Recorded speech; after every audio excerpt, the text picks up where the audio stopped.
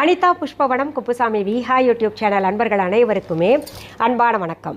இன்றைக்கு இந்த பதிவில் பொங்கல் பண்டிகையை பற்றி தகவல்கள் பார்க்க போகிறோம். இதுக்கு முன்னாடி நம்ம யூடியூப் சேனலில் தொடர்ந்து ஆண்டுதோறும் பொங்கல் பண்டிகையை பற்றி நிறைய தகவல்கள்